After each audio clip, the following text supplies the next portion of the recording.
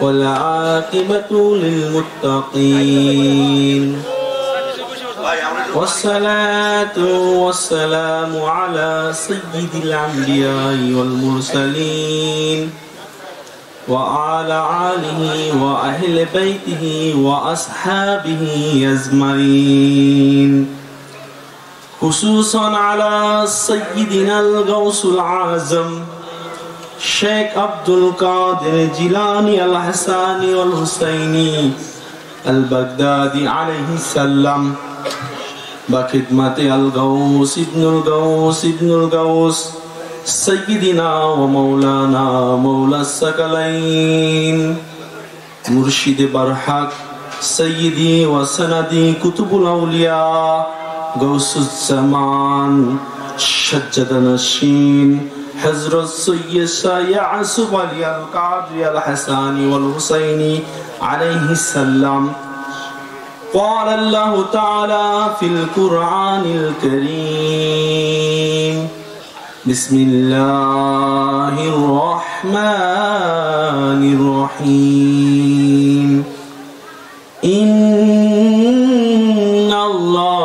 व मलाइकतहु युसल्लूना अलन नबी या अय्युहल्लज़ीना आमनू सल्लू अलैहि व सल्लिमू तस्लीमा अल्लाहुम्मा सल्लि अला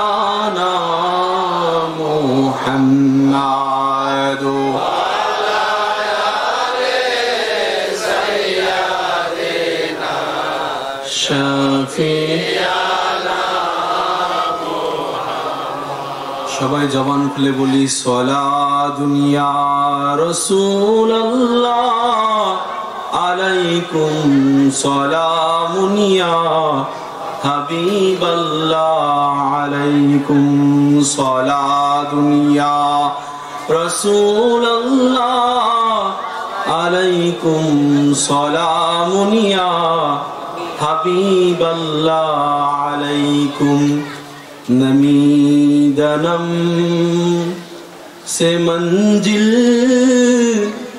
बूत शब जाए के मनबूदम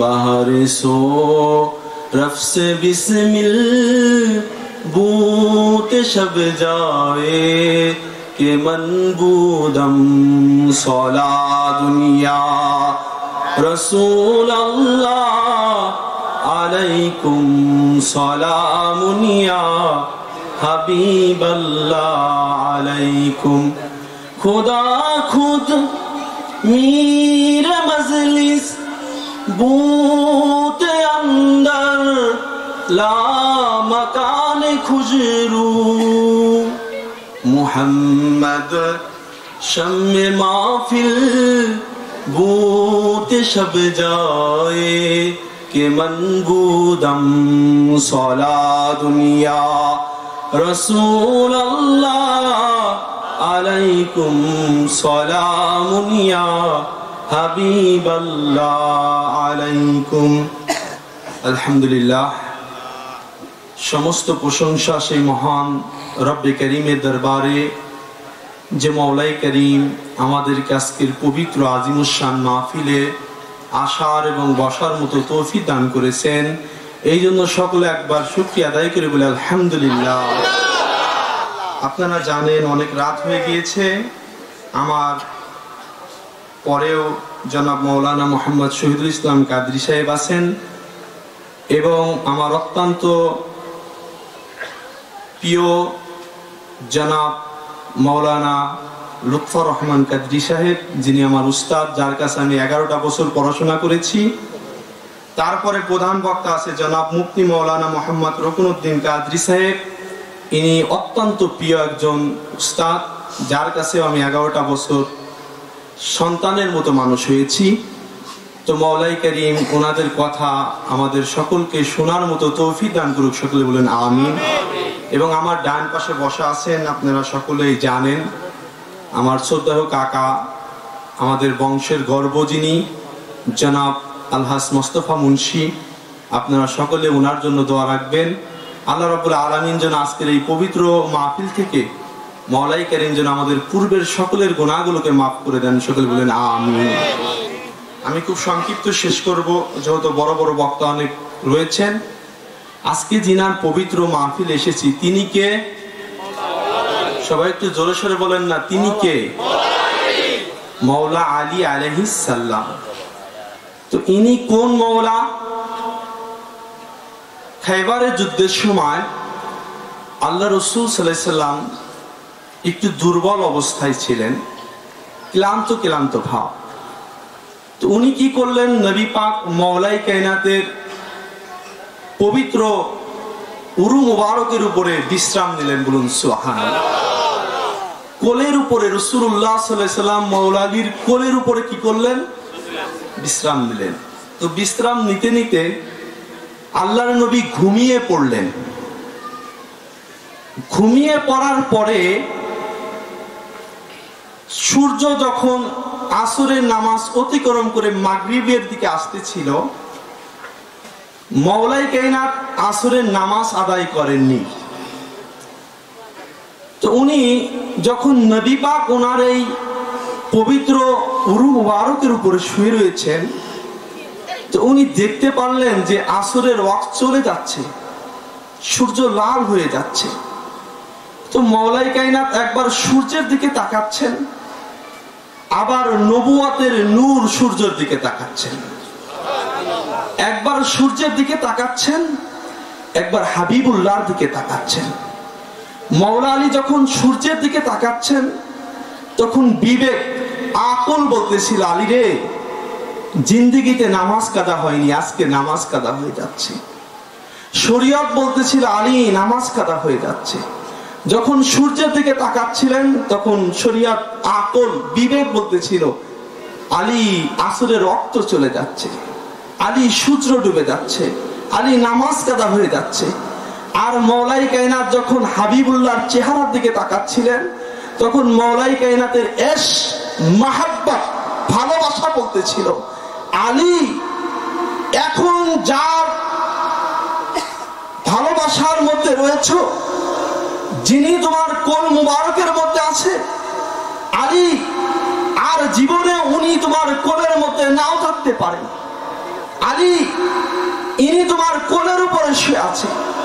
মওলাই কায়নাতের এশ, মওলাই কায়নাতের ভালোবাসা, মওলাই কায়নাতের মহব্বত বলতেছিল যে আসরের নামাজ কাদা হয়ে যাচ্ছে, সূর্য চলে যাচ্ছে। তো এশ বলতেছিল, আলী নামাজ কাদা হয়ে যাচ্ছে, তাতে কি হচ্ছে? হাকিকতের নামাজ, মারিফতের নামাজ, আলী তোমার উরু মুবারকের উপরেই রয়েছে। আকল বলতেছিল, আলী সূর্য ডুবে যাচ্ছে। বিবেক বলতেছিল, আলী জিন্দেগিতে নামাজ কাদা করনি, আজকে নামাজ কাদা হয়ে যাচ্ছে। আকল বলতেছিল, আলী আসরের রক্ত চলে যাচ্ছে। আর এশ বলতেছিল, আলী আসরের রক্ত চলে যাচ্ছে, তাতে কি হয়েছে? সূর্য ডুবে যাচ্ছে, তাতে কি হয়েছে? আলী আজকে যিনি যে মোস্তফা তোমার উপরে শুয়ে আছে, তুমি আলী পৃথিবীর মধ্যে সবচাইতে ধন্যবান ব্যক্তি। তো আকল এবং এশ দুইটা এক জিনিস না। আকল বারবার বলবে এটা বেদাত, আকল বারবার বলবে এটা শিরক, আকল খালি প্রশ্নবোধক চিহ্ন করবে। আর এশ, মহব্বত, ভালোবাসা সমস্ত প্রশ্নকে উঠিয়ে দিয়ে হাবিবুল্লাহর সাথে আমার আপনাকে সম্পর্ক করে তুলবে। এই জন্য সব সময় সব জায়গায় আমাদেরকে এশ, মহব্বত, ভালোবাসা, তাজিমের সহিত আমাদের প্রত্যেকটা মাহফিলে বসতে হবে। এখানে দেখেন মাওলা আলী যখন নামাজ কাদা করে ফেললেন তো ওনার দুই চোখ দিয়ে ঝরঝর করে পানি পড়তেছিল। আর ওই পানিটা নবুয়াতের যিনি নবী, নবুয়াতের যিনি সূর্য, নবুয়াতের যিনি আলো, সেই মোস্তফার চেহারা মুবারকের মধ্যে পড়তেছিল। আল্লাহ রাসূল তাকিয়ে দেখলেন আলী কাঁদতেছে। আলী কাঁদো কেন, কি হয়েছে তোমার? ইয়া রাসূলুল্লাহ, আসরের নামাজ কাদা হয়ে গেছে, তো আমাকে তো ডাকতে পারতে।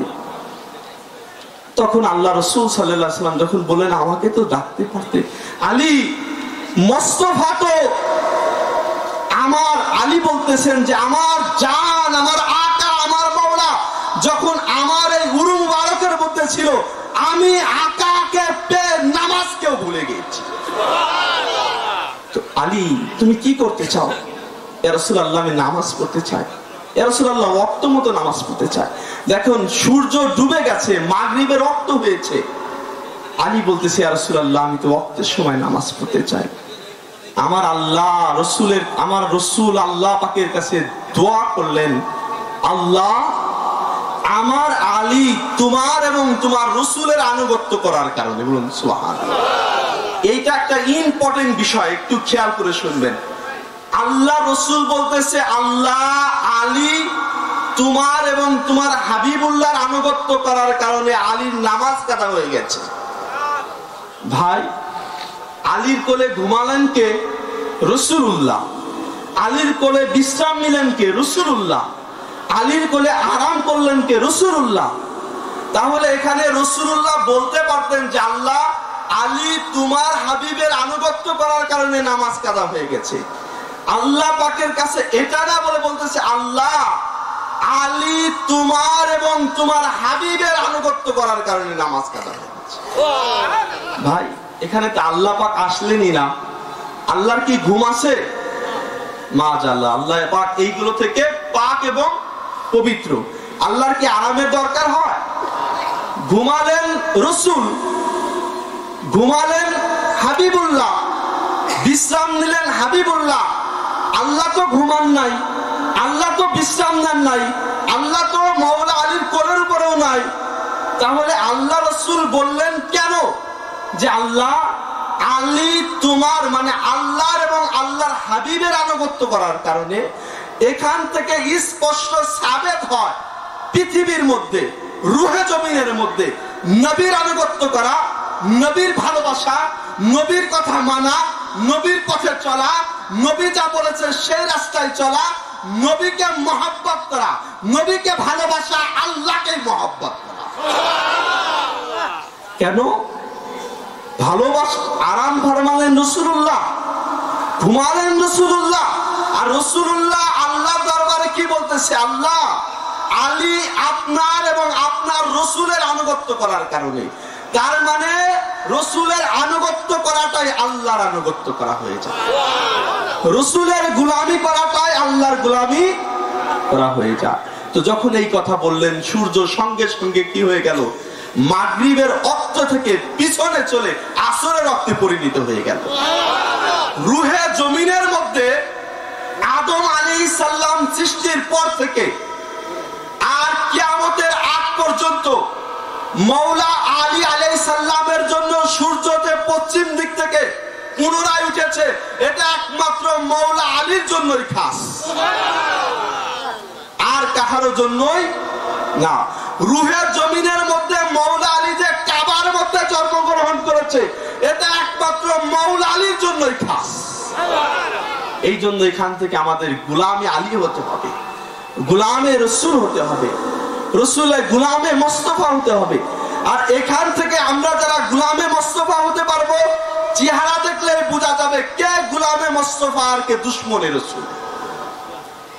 আপনার আমার চেহারা দেখলেই, সুরত দেখলেই, কপাল দেখলেই বোঝা যায় যে কে দুশমনে রসুল আর কে গোলামে রসুল, কে দুশমনে আলী আর কে গোলামে আলী। মরার পরেও চেহারা দেখলে বোঝা যায় যে কে দুশমনে আলী আর কে গোলামে আলী। আমরা যারা দেখেন কি সুন্দর। এই জন্য আমি এখান থেকে একটা হাদিস আপনাদের মাঝে বলবো। আমার সম্মানিত উস্তাদ উনি আমার পরপরই চলে আসবেন। একটা হাদিস, সেটা হচ্ছে দেখেন আমরা অনেকজন আমাদের সন্তানদেরকে হাফেজে কোরআন বানাচ্ছি না? হাফেজে কোরআন বানানোর কারণে ওই সন্তান কি করতেছে? আমার আপনার আকীদা সম্পর্কে প্রশ্ন তুলতেছে। হাফেজে কোরআন হলেই বলতেছে বাবা মায়ের আকীদা ঠিক না। এটা কেন হচ্ছে? আল্লাহ রাসূল সাল্লাল্লাহু আলাইহি সাল্লাম 1450 বছর আগে বলে গিয়েছেন যে তোমাদের সন্তানদেরকে 3টা বিষয় শিক্ষা দাও। কয়টা? 3টা। 1, নবীর প্রতি মহব্বত, 2, আহলে বাইতের প্রতি মহব্বত, 3, তারতিল কোরআন, তারতিল সহ কোরআন কারীম শিক্ষা দাও। এই হাদিসটা একটু গবেষণা করলে বোঝা যায় আল্লাহ রাসূল প্রথমেই কি বলেছে? রাসূলুল্লাহর মহব্বত শিক্ষা দাও, প্রথম কথা। দ্বিতীয় কথা, আহলে বাইতের মহব্বত শিক্ষা দাও। তৃতীয় কথা বলেছে কুরআনুল কারীম শিক্ষা দাও। মাওলা এখানে প্রথমে কেন রাসূলুল্লাহর মহব্বত, ভালোবাসার কথা? তার মানে যে সন্তান রাসূলুল্লাহর মহব্বত নিয়ে, রাসূলুল্লাহর ভালোবাসা পয়দা করে যে সন্তান পবিত্র কুরআনুল কারীম তেলাওয়াত করা শিখবে, যে সন্তান পবিত্র কুরআনুল কারীম তেলাওয়াত করবে, তার মধ্যে যখন রাসূলের মহব্বত থাকবে, রাসূলের ভালোবাসা থাকবে, সেই সন্তান কুরআন পড়ে পড়ে রাসূলের মহব্বতের আয়াতই খুঁজে বের করবে।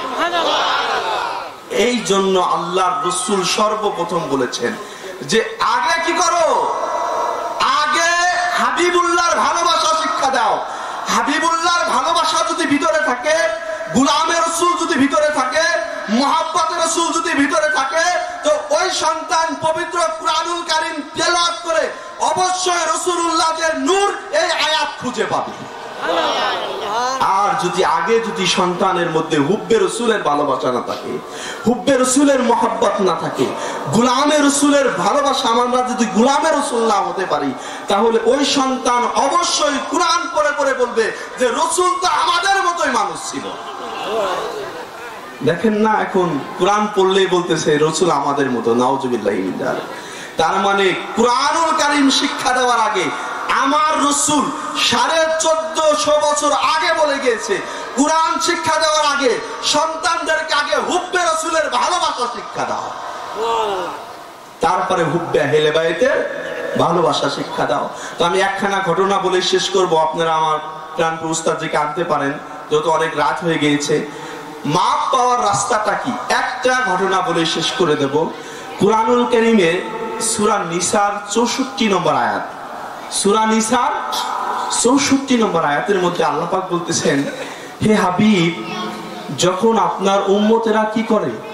নিজের উপর জুলুম করে, অত্যাচার করে, গুনাহ করে, পাপ করে, হাবিব আপনি আপনার উম্মতদেরকে বলে দিন তারা যেন আপনার দরবারে চলে আসে। বলুন সুবহানাল্লাহ। উম্মত যখন পাপ করবে, উম্মত যখন গুনাহ করবে, উম্মত যখন নিজের উপরে অত্যাচার করবে, উম্মত গুনাহ মাপের জন্য আল্লাহ পাক বলতেছে হাবিব তারা যেন আপনার দরবারে চলে আসে। ইয়া রাসূলুল্লাহ, তারা আপনার দরবারে এসে কি করবে? ইয়া রাসূলুল্লাহ, আপনাকে সামনে নিয়ে আল্লাহর কাছে ক্ষমা চাইবে, মাপ চাইবে। হাবিব আপনি যদি তাদের জন্য সুপারিশ করেন, আমি মাওলাই কারীমও তাদেরকে মাফ করে দেব। এই আয়াত পাকখানা বেদুইন পড়লেন যে হাবিবুল্লাহর কদমের নিচে ছুটে গেলে আল্লাহ পাক মাফ করে দিবেন। তো বেদুইন এক শহর থেকে মদিনা মুনাওয়ারাতে আসলেন, আকার কাছে যাব, মুস্তাফার কাছে যাব, জীবনে অনেক গুনাহ করেছি, অনেক পাপ করেছি, আকাকে সামনে নিয়ে গুনাহগুলোকে আরজি করে রব্বে কারীমের কাছ থেকে মাপ চেয়ে নেব। তো ওই বেদুইন কি করলেন? মনে আশা নিয়ে, ব্যথা নিয়ে মদিনা মুনাওয়ারাতে আসলেন। এসে যখন সাহাবী রাসূলদের কাছে জানতে পারলেন যে আকা, আমাদের যিনি জান, আমাদের যিনি আকা, সেই মুহাম্মদ রাসূলুল্লাহ সাল্লাল্লাহু আলাইহি সাল্লাম দুনিয়া থেকে কিছুদিন আগে ওফাত গ্রহণ করেছেন, ওনার বেসাল হয়ে গেছে, দুনিয়া থেকে চলে গিয়েছেন। যখন ওই বেদুইন জানলেন যে রাসূল সাল্লাল্লাহু আলাইহি সাল্লাম দুনিয়া থেকে বিদায় নিয়ে চলে গেছে, ওই বেদুইনের দুই চোখ দিয়ে ঝরঝর করে পানি পড়তেছিল, আর একটা চিৎকার দিয়েছিল, আকা আমি তো এক দেশ থেকে অনেক আশা করে এসেছিলাম, আমি তো অনেক স্বপ্ন নিয়ে এসেছিলাম যে মুস্তাফার কদমের নিচে পড়বো, মুস্তাফার কদমের নিচে লুটিয়ে পড়বো, আকাকে সামনে নিয়ে রব্বে কারীমের কাছে ফরিয়াদ করব, আকা আমার জন্য সুপারিশ করবে। আল্লাহ পাক আমাকে মাফ করে দিবেন। যখন এইভাবে কাঁদতেছিলেন সাহাবী রাসূলরা ওনাকে মদিনা শরীফ রাসূলুল্লাহ রওজা দেখিয়ে দিলেন। তো ওই বেদুইন রাসূলুল্লাহ রওজার সামনে যে দুই হাত উঁচু করে বললেন যে আকা আকা আমি তো অমুক শহর থেকে এসেছি আকা, আমি তো এই আয়াত পাঠ করে আপনার কদমের নিচে এসেছি আকা, যে আপনার কদমের নিচে যদি কোনো মানুষ আসে, কোনো গুনাহগার আসে, কোনো পাপী আসে আকা, তাহলে আপনি যদি তাদের জন্য সুপারিশ করেন আল্লাহ মাফ করে দিবেন। ইয়া রাসূলুল্লাহ আমি তো চলে এসেছি কিন্তু আমি তো আপনাকে হায়াতে পাই নাই আকা, এখন আমার কি অবস্থা হবে আকা? আমি তো অনেক আশা নিয়ে এসেছিলাম, আমি তো মন ভরে আশা নিয়েছি আমার গুনাহগুলোকে মাফ করব। এরকম বলতেছিলেন আর কাঁদতেছিলেন, বলতেছিলেন আর কাঁদতেছিলেন, বারবার বলতেছিলেন, কিন্তু মদিনা মুনাওয়ারা থেকে কোনো আওয়াজ আসতেছিল না। তখন ওই বেদুইন দুই চোখের পানি ছেড়ে মদিনা মুনাওয়ারা ছেড়ে যখন চলে যাচ্ছিলেন, ইবনে কাসির রাহমাতুল্লাহ আলাইহি ওনার তাফসীর ইবনে কাসিরের মধ্যে বর্ণনা করেছেন, ওই বেদুইন যখন রওজা ছেড়ে চলে যাচ্ছিলেন, আমার মুস্তাফা নবী, আমার প্যারা হাবিব, ওনার রওজা মুবারকের পাশে এক আল্লাহওয়ালা ব্যক্তি ঘুমিয়েছিল। আমার নবী মদিনা মুনাওয়ারার রওজা থেকে ওই ঘুমান্ত ব্যক্তিকে বললেন যে তুমি যাও বেদুইনকে বলো যে বেদুইন যে সকল আরজি আমার রওজার সামনে করেছে, আমি আকা, আমি মুস্তাফা আমার রওজা থেকে সবকিছু শুনতে পেয়েছি। তুমি যে বলো যে নবী পাক সবকিছু শুনতে পেয়েছে, তোমার আরজি শুনতে পেয়েছে, এবং তোমার আরজি শুনে নবী পাক আল্লাহর কাছে তোমার জন্য ফরিয়াদ করেছে, আল্লাহ পাক তোমার পূর্বের সমস্ত গুনাহগুলো মাফ করে দিয়েছে। তার মানে নবী পাক হায়াতে যেমন কি করতেন, উম্মতের ব্যথা শুনতেন, কষ্ট শুনতেন, কথা শুনতেন। এখনো যদি কোনো মানুষ নবী পাকের রওজায় না যেতে পারে, এখান থেকে রওজাকে সামনে নিয়ে রওজাকে স্মরণ করে মুস্তাফার গোলামের নিচেতে লুটিয়ে পড়ে হাবিবুল্লাহকে ডাকে, আমার রাসূল এখান থেকে মদিনা মুনাওয়ারা থেকে এখানের আওয়াজ শুনতে পায়, এখানের আওয়াজ শুনতে পায়। সাহাবায়ে কেরাম কি আজীব ভালোবাসত। যখন বাড়িতে থাকতেন সাহাবায়ে কেরামের মন বাড়িতে বসতো না, মুস্তাফার দরবারে লুটিয়ে পড়তেন। আল্লাহ রাসূল বলতো তোমার এত পেরেশান পেরেশান লাগতেছে। তখন এক সাহাবী বলতো ইয়া রাসূলুল্লাহ যখন আমি বাড়িতে থাকি তখন আমার মন বাড়িতে বসে না, ইয়া রাসূলুল্লাহ আমার মন সব সময় ছটফট করে কখন আকার কদমের নিচে যেয়ে বসবে ইয়া রাসূলুল্লাহ, এরকম বারবার ছটফট করে। তখন রাসূল সাল্লাল্লাহু আলাইহি ওয়াসাল্লাম বলতেছে তুমি এত পেরেশানে কেন, এত চিন্তিত কেন? তখন ওই সাহাবী বলতেছেন যে আকা আমি এই কারণে পেরেশানের মধ্যে থাকি, চিন্তিতর মধ্যে থাকি, যে ইয়া রাসূলুল্লাহ আমি এখন চিন্তা করি আমি যখন বিপদের মধ্যে থাকি, আমি যখন অভাবের মধ্যে থাকি, ইয়া রাসূলুল্লাহ আপনার কদমের নিচে ছুটে আসি ইয়া রাসূলুল্লাহ, ইয়া রাসূলুল্লাহ আপনাকে না দেখলে আমার মন ভালো হয় না ইয়া রাসূলুল্লাহ, আমি বাড়িতে থাকলে নিরিবিলি বসে থাকতে পারি না, আমার মন চায় আকার কদমের নিচে চলে যাই ইয়া রাসূলুল্লাহ। আমি এই কারণেই পেরেশান, আমি এই কারণে চিন্তিত যে আমি তো দুনিয়াতে আকাকে দেখতে পারতেছি, তো আমি যখন মারা যাব, মুস্তাফা যখন দুনিয়া থেকে চলে যাবে, বিদায় নিয়ে চলে যাবে, তো মুস্তাফা তো সমস্ত আম্বিয়া কুলের সম্রাট, মুস্তাফা তো সমস্ত নবী কুলের সম্রাট, ইয়া রাসূলুল্লাহ আপনি সমস্ত নবী কুলের সম্রাট, আপনি তো আলা মাকামে থাকবেন, আপনি তো শ্রেষ্ঠ মাকামে থাকবেন। ইয়া রাসূলুল্লাহ আমি তো সাহাবী রাসূল, আমি বিশ্বাস করি আমি জান্নাতে যাব, আমি জান্নাতে থাকব, কিন্তু ইয়া রাসূলুল্লাহ আপনি যে আলা মাকামে থাকবেন আমি তো সেই আলা মাকামে থাকতে পারবো না। ইয়া রাসূলুল্লাহ এই জন্য আমি পেরেশান। জান্নাতে যে যদি মুস্তাফার কদমের নিচে না থাকতে পারি, জান্নাতে যদি মুস্তাফার চেহারা মুবারক না দেখতে পারি, ইয়া রাসূলুল্লাহ আমি ওই জান্নাতে যে শান্তিতে থাকতে পারবো না। ইয়া রাসূলুল্লাহ আমি পেরেশানিতে থাকি, আমি জান্নাতে আপনাকে না দেখলে কিভাবে থাকবো, আমি জান্নাতে আপনার চেহারা মুবারক না দেখলে কিভাবে থাকবো। আল্লাহ রাসূল ওই সাহাবীর কথা শুনে আল্লাহ রাসূল চিন্তিত পড়ে গেলেন। আমার আল্লাহ জিবরাইলকে দিয়ে পাঠিয়ে দিলেন যে জিবরাইল তুমি যে আমার হাবিবকে বলো, আমার বন্ধুকে বলো, আমি আল্লাহ পাক বলতেছিলাম দুনিয়ার মধ্যে যে যাকে ভালোবাসবে, দুনিয়ার মধ্যে যে যার স্মরণে থাকবে, আমি আল্লাহ পাক কাল হাসরের ময়দানে দুনিয়ার মধ্যে যে যাকে ভালোবাসবে, আমি আল্লাহ পাক হাসরের ময়দানে সাথেই তাকে আমি রাখবো। আজকে আমরা যারা এখানে বসেছি, মওলা আলীর কদমের নিচে এসেছি, মওলা আলীর মাহফিলের মধ্যে এসে বসেছি, তো এটা আমাদের ঈমানি বিশ্বাস। দুনিয়াতে আলী আলী করেছি, দুনিয়াতে পাক পাঞ্জাতন করেছি, হাসরের ময়দানেও অবশ্যই পাক পাঞ্জাতনের কদমের নিচেই থাকবে। আমাদের কোনো ভয় নাই। আল্লাহ রাসূল সাহাবীদেরকে বলেছে, সাহাবী রাসূলদেরকে বলেছে, আমি তোমাদেরকে এমন একটা জিনিস আঁকড়িয়ে ধরতে বলতেছি যেটাকে আঁকড়িয়ে ধরলে কখনো গোমরা হবে না। আনসার সাহাবীরা বলল, ইয়া রাসূল সেটা কি? তখন আল্লাহ রাসূল আলীকে দেখিয়ে বললেন যে এই আলীকে যদি আঁকড়িয়ে ধরো তাহলে সাহাবী রাসূলরাও গোমরা হবে না, কত কষ্ট হবে না। তো আমরা যারা যুবকরা ভাই, আপনারা জানেন কয়েকজন যুবক মিলে আপনাদের সকলের সহযোগিতায় আজকের এই পবিত্র মাহফিল পাকটার আয়োজন করা হয়েছে। আপনারা দেখতেছেন কি বিশাল জান্নাতের ময়দান, এখানে কত ব্যয়বহুল এটা আপনারা সকলেই জানেন। তো আপনারা সকলে আমাদের জন্য দোয়া করবেন, আপনারা নিজেদের জন্য, আপনাদের জন্য আমরা দোয়া করব যে এই মাহফিল পাকটাকে যেন আমরা সারাটা জীবন স্মরণীয় বরণীয় করে রাখতে পারি। আমরা সকলেই যার যার জায়গা থেকে চেষ্টা করব। এই মাহফিলটা কিন্তু আমরা কখনো নিজেদেরকে বা একজনকে বলি না, আমরা সকলেই মিলে বলি যে আমরা সকলেই আয়োজন করতেছি।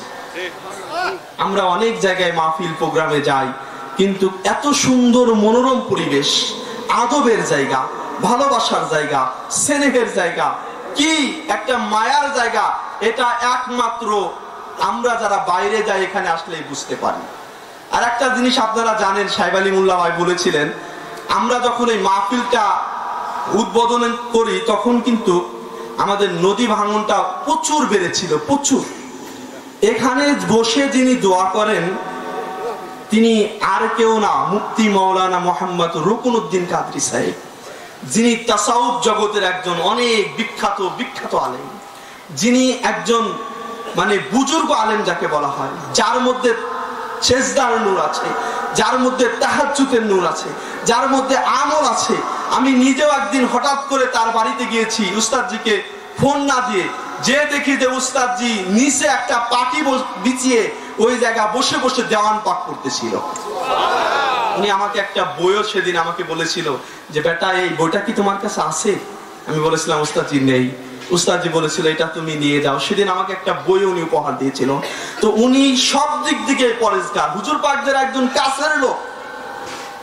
ইনি যখন এখান থেকে বসে দোয়া করলেন যে মওলা এখানকার মানুষ একটাই আশা, সেটা হচ্ছে নদী ভাঙনটা, তো আপনি যদি একটু আমাদের এই জায়গাটা যদি একটু আমাদের ঠাঁই করে দিতেন, কত গোরস্থান আছে, কত মুর্দা মানুষ এখানে শুয়ে আছে। তো উনি যখন কয়েকটা বছর বারবার দোয়া করলেন, হয়তো মওলাই কারীম এই মাহফিলের উসিলায়, আমাদের হুজুর পাকদের উসিলায় মওলাই কারীম এই জমিনটাকে এখনো টিকিয়ে রেখেছে। হয়তো এই মাহফিলের উসিলায় মওলাই কারীম এই জমিনটা আমাদের জীবন পর্যন্ত টিকিয়ে রাখতে পারে। তো সেই জমিনে আমরা বসে আছি। আমাদের সবচেয়ে বড় আশা যেটা হচ্ছে আমাদের দৌলতদিয়ার ভূমিতে মাদ্রাসাতুল সাবিল হাসান, আলী আসগার খান ইমামবাড়া শরীফ এবং খানেকা শরীফ, এর সবচাইতে বড় ভরসা হচ্ছে আমাদের এইটা। দেখেন মওলা পাক আমাদের জন্য কতটা দয়া করেছেন। এশিয়া মহাদেশের কোথাও একই জায়গায় ইমামবাড়া নেই, একই জায়গায় মাদ্রাসা পাক নেই, আবার খানেকা নেই। এক জায়গায় তিনটা জিনিস এশিয়া মহাদেশের কোথাও নেই। এটা মওলা পাক আমাদের দৌলতদিয়ার ভূমিতে দান করেছেন। এখানে মাসুম সাবিল হাসান আলাইহিস সালাম, মাসুম আলী আসগার আলাইহিস সালাম এবং খানেকা শরীফ, তিনটা নিয়ামত হুজুর পাক আমাদেরকে দান করেছে। আর এই সাবিল হাসান আলাইহিস সালাম ছোট হুজুর পাক উনি নিজে বলেছেন, আমি নিজের কানে শুনেছি, ছোট হুজুর পাক বলেছেন যে আমার দেহ এখানে পড়ে থাকে কিন্তু আমার মন বাবুর মাদ্রাসায় পড়ে থাকে। আমি দেহ এখানে থাকি কিন্তু আমার মনটা বাবুর মাদ্রাসায় যেয়ে যেয়ে করে। তারপরে হুজুর পাক বলেছেন আর আমার বাবু সব সময় ওই সাবিল হাসানের ছাত্রদের সাথে খেলাধুলা করে। এই জন্য আমরা যারা বালা মুসিবতের মধ্যে পড়বো, বিপদের মধ্যে পড়বো, অভাবের মধ্যে পড়বো, আমরা এখান থেকে যদি দৌলতদিয়ার ভূমিতে খানেকার চতুর্পাশ দিয়ে সাবির হাসান মাদ্রাসার মাঠ দিয়ে যদি হেঁটে ইমাম আলী আসগার আলাইহিস সালামের ইমাম বাড়ার সামনে যদি আমরা এই ফরিয়াদটুকু করি, মাওলা অনেক বিপদে পড়ে এসেছি, অনেক ঋণের মধ্যে পড়ে এসেছি, অনেক অভাবের মধ্যে এসে পড়েছি, আমরা যদি বিপদের মধ্যে পড়ি, সাবির হাসানের জমিন ঘুরলে আল্লাহ পাক আমাদের বিপদ মুক্ত করে দিবেন। এটা সেই জমিন, সেই ভূমি। তো আমরা এখানে যারা এসেছি, আমরা একসাথে সকলে মিলেমিশে এই মওলাই কায়নাতের যে মাহফিলটা আমরা চলে যাব, আমাদের সন্তান আওলাদরা থাকবে, আমাদের এই মাহফিলটা যেন বাতিলদেরকে হুঙ্কার দিয়ে জানিয়ে দিতে পারে যে এখানেও মওলা আলীর গোলামেরা এখনো বেঁচে আছে। হাজার বাতিল আসলেও আমাদের এই মুষ্ট কয়েকজন মওলা আলীর গোলামের কাছে আমরা হাজার বাতিলদেরকেও জানিয়ে দিতে পারি মওলা আলী যেমন হক, আল্লাহ রাসূল যেমন বলেছে আলী যেদিকে হক সেদিকে, আলী যেদিকে সত্য সেদিকে। আল্লাহ রাসূল এটা বলে নাই সত্য যেদিকে আলী সেদিকে না, আলী যেদিকে হক সেদিকে, আলী যেদিকে যাবে সত্য সেই দিকে যাবে। মওলা আলী বলেছে কি আনা সিদ্দিকুল আকবার, প্রথমে বলেছে আনা আব্দুল্লাহ, আমি আল্লাহর বান্দা, ও আখি রাসূলুল্লাহ, আমি রাসূলুল্লাহর ভাই, ও আনা সিদ্দিকুল আকবার, আমি আলী হচ্ছি সিদ্দিক আকবর, মহান সত্যবাদী। এই যে আমরা যারা সিদ্দিক আকবর এই লকাবটা দেখেন মওলাই কায়নাতের নামের পাশ থেকে আমরা কিভাবে কেটে জালিয়াতি করে নিয়ে গিয়েছি। মওলা আলী বলেছে আমি হচ্ছি সিদ্দিক আকবর, আর আমার পরে যে এই লকাবটা যে দাবি করবে, আমার পরে যে এই লকাবটা যে বলবে, সে একটা মিথ্যাবাদক। মওলা আলী বলেছে এই হাদিসটা আমি খুঁজতে খুঁজতে 34 খানা কিতাবের মধ্যে পেয়েছি, বলুন সুবহানাল্লাহ। 34 খানা কিতাবের মধ্যে হাদিস শরীফ আছে যে মওলা আলী বলেছে আনা সিদ্দিকুল আকবর, আমি আলী সবচাইতে বড় সত্যবাদী। রুহে জমিনের মধ্যে নবী পাকের পরে মওলা আলী হচ্ছে সবচেয়ে বড় সত্যবাদী। এই সিদ্দিকে আকবর এই লকাবটা একমাত্র মওলা আলীর জন্য। তো মওলাই কায়নাত যেদিকে সত্য সেই দিকে, তো বুঝতে হবে মওলাই কায়নাত যেদিকে আল্লাহর নবীর দ্বীনও সেই দিকে, মওলাই কায়নাত যেদিকে নবীর ধর্ম সেই দিকে, মওলাই কায়নাত যেদিকে ইসলাম সেই দিকে, মওলাই কায়নাত যেদিকে নবীর ধর্ম জিন্দা হয়েছে সেই দিকে। একটা জিনিস মনে রাখবেন, আমার নবী 10ম হিজরিতে ভাষণ দিয়েছে, বিদায় হজের ভাষণ। 10ম হিজরিতে যখন উনি ভাষণ দিয়েছেন, উনার সামনে কত লক্ষ, 100 লক্ষ সাহাবী রাসূল পেয়েছিল। কত লক্ষ? 10ম হিজরিতে 100 লক্ষ সাহাবী পেয়েছিল আল্লাহ রাসূল। উনি 11 হিজরিতে বেসালে হক গ্রহণ করেছেন। তো 11 হিজরিতেও 100 লক্ষর ঊর্ধ্বে সাহাবী রাসূল ছিল। কিন্তু ইমামে হুসাইন আলাইহিস সালাম কারবালাতে গেলেন 61 হিজরি, 11 হিজরি থেকে 61 হিজরি, মাত্র 50 বছর। কিন্তু নবীর সাহাবী ছিল কতজন? 100 লক্ষ সাহাবী ছিল। কিন্তু ইমাম হুসাইন আলাইহিস সালাম যখন কারবালার জমিনে গেলেন, ইমাম হুসাইন আলাইহিস সালাম মাত্র 72 জন সঙ্গী পেয়েছিলেন। দিন কোথায় শেষ হয়ে গেছে? যাকে বলা হয়েছে আল হাসান ওয়াল হুসাইনি শাফাবি আহলাল জান্নাহ, সেই ইমাম হুসাইন যখন কারবালাতে গেলেন, নবীর ধর্মকে প্রতিষ্ঠিত করার জন্য গেলেন, নবীর দ্বীনকে প্রতিষ্ঠিত করার জন্য গেলেন। সেই ইমাম হুসাইন 100 লক্ষ সাহাবী থেকে মাত্র 72 জন সঙ্গী পেলেন। তার মানে ভাই, ওই বড় বড় জামাত দেখলে, বড় বড় দল দেখলে তাদের পিছনে দৌড় দেওয়া যাবে না। মনে রাখবেন, আহলে বাইতের দল সব সময় ছোট হয়। কেন? আল্লাহ রাসূল বলছে 73 কাতারের 72 কাতার জাহান্নামী, একটা কাতার জান্নাতি, সেটা হচ্ছে মওলা আলীর দল। আমরা আজকে সেই 70 নিশানকে ধরেছি, সেই মৌলা আলীর নিশানকে ধরেছি। আমরা আজকে সেই দিন, মৌলা আলী যেই দিনকে জিন্দা করেছেন সেই দিনের পথে আছি।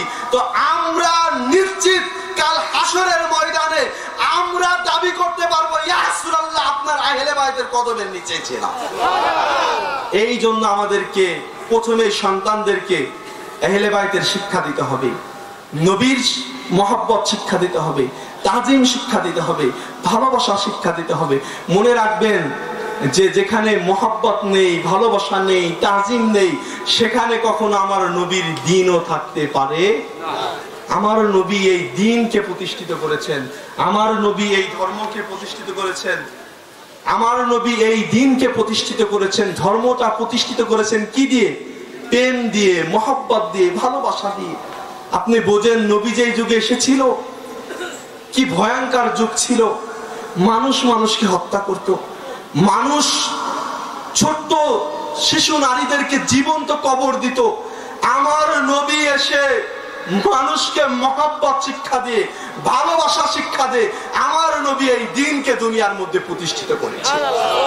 আমার নবী বলেছে, এখন আমাদের সমাজের সবচাইতে বড় সমস্যা যেটা, আমরা ছোটরা বড়দেরকে সম্মান করি না। আমার নবী বলেছে, যে বড়দেরকে সম্মান করে না সে আমার উম্মত না। যে বড়দেরকে সম্মান করে না সে আমার উম্মত না। এই জন্য ভাই বড়দেরকে সম্মান করতে হবে, ছোটদেরকে স্নেহ করতে হবে। এখান থেকে আমার একটা যুক্তি, আমার নবী বলেছে যে বড়দেরকে সম্মান করে না সে আমার উম্মত না। ভাই বড়দেরকে যদি সম্মান না করে সে যদি নবীর উম্মত না হয়, যে নবীকে সম্মান করে না সে কিভাবে নবীর উম্মত হয়? বড়দেরকে যে সম্মান করে না সে যদি নবী পাকের উম্মত না হয়, তো নবী তো সমস্ত বড়দের আউয়াল শ্রেষ্ঠ, সেই রাসূলকে কেউ যদি আমাদের মতো মানুষ মনে করে সে কি নবীর উম্মত থাকবে? মনে রাখবেন, আল্লাহর সাথে কেউ যদি বেয়াদবি করে, আল্লাহর নামাজ কেউ যদি ছেড়ে দেয়, আল্লাহর হুকুম কেউ যদি ছেড়ে দেয়, তাকে সরাসরি কাফের বলা যাবে না, বা তাকে সরাসরি জাহান্নামী বলা যাবে না, বা ধর্ম থেকে বের হয়ে গিয়েছে এটা বলা যাবে না। আল্লাহর সাথে কেউ বেয়াদবি করলে ধর্ম থেকে বের হয়ে যায় না। আল্লাহর সাথে কেউ বেয়াদবি করলে